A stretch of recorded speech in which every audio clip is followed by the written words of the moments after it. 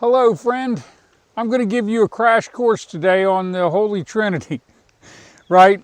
And biblically, I can line this up, but I'm actually doing a very short video because the Holy Spirit told me to. I already did about a 10-minute video today. But I want you to get this, and I want to kind of put it in the context so you can understand, because God is one, right? But I want you to understand that in the beginning there was only God. I was with my Father in the beginning. You won't believe that. You don't need to. He only showed me so that I could understand the context. I'm not saying that I'm Christ. I'm saying that Christ is in me and I'm in Him, and therefore I'm in the Father and the Father's in me, just as Christ said. But I was here, then I was taken to the beginning, and then I was here again. So I experienced God without creation. That isn't going to make sense to most folks, and it really doesn't have to. It couldn't have been explained this way a long time ago because science wasn't as far along as it is. But now you've figured out that all of this solid, right, isn't as solid as you think, that it's energy. You know what I mean? So if you go study science, you're going to find out science and the Bible aren't actually contradicting each other. It's just you all keep trying to keep God in the box, and you can't. So let me show you here. A lot of people in Christianity think to themselves, oh, well, God created out here. Well, that's impossible, friend, because in the beginning there was only God. So everything is in the Father, right? So I just wrote spirit realm on there because I didn't before. So the spirit realm exists, but you don't see it in creation, right? And I'm not here to go into great detail of that, because you don't need to understand that. You need to understand Christ. So in the beginning there was only God. So none of this exists.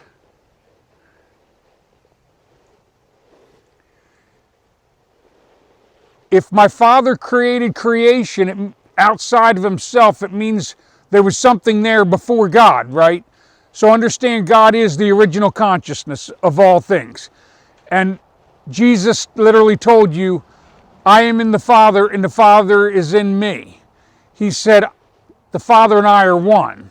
And then it told you that He was the Word made flesh, and the world was made through the Word.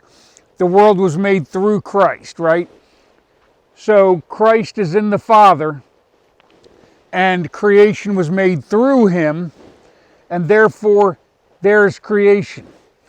So creation is in the Father, and the Father's in creation. However, Christ is King, and therefore it will be the King that judges you, not the Father. Because the Father creates for love, right? So it's really all the same things, but it's Jesus that takes accountability. Jesus told you the Father says it to Him, and then He says it to the Holy Spirit, and the Holy Spirit says it to us, right? So this is what Jesus said. If you go put all this together in the Bible, I've been putting it together for you video after video, different ways, because not all of us are going to understand everything the same way.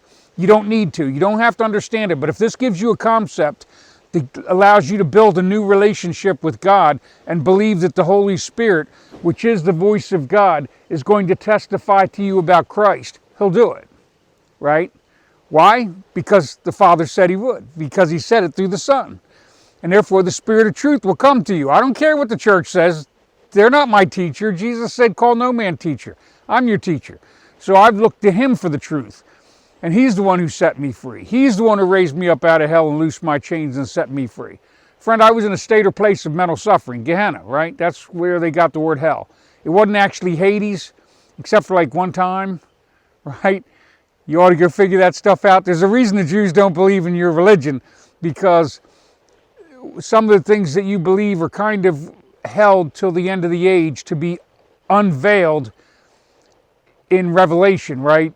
The apocalypse in Greek means the unveiling, the uncovering. So in Revelation, greater truths were uncovered, including in the words and read through Jesus in the letters of the churches, right? He told you about having to have a white stone and nobody would know your name is on it but you. So you tell me, do you have a white stone with your name on it? Your preacher doesn't know. Preacher doesn't know your heart, your thoughts, whether you're the spirit of love or the spirit of selfishness. Because in creation, it's a divine plan, and you have a choice between love and selfishness, Christ or Satan. So you either choose God or the world, right? So this is just a simple fact. So divine plan means die to vine fruit. In creation is the fruit of two vines. Jesus said that either you fall on the rock and get broken to pieces, two pieces, right? Love and selfishness means you become divine like him, or the rock will fall and crush you, right? Which means you don't make it into the kingdom. So you are divine in nature. I know churches don't tell you this because they don't understand it, because they never really traded their lives for his, a lot of them. And some secrets weren't meant to be known until the end of the age. But now it's time for them to be known. So now you know that in creation, there is a divinity, and that divinity is within you. So now you need to go get a red letter edition of the Bible and fall on the rock called Christ, so that he can break you into two pieces, so that you can choose love over selfishness. And it's not God. Remember, Jesus, in the elders, right, in Revelation said, who's worthy of breaking the seal? They didn't say God, did they? They said the slain lamb, right? So my Father creates for love because he is love, wants to be loved, and will always be loved because he is the I am. Christ is his son, and he's going to be king of this coming kingdom, right? He's let Satan run it for a while, selfishness.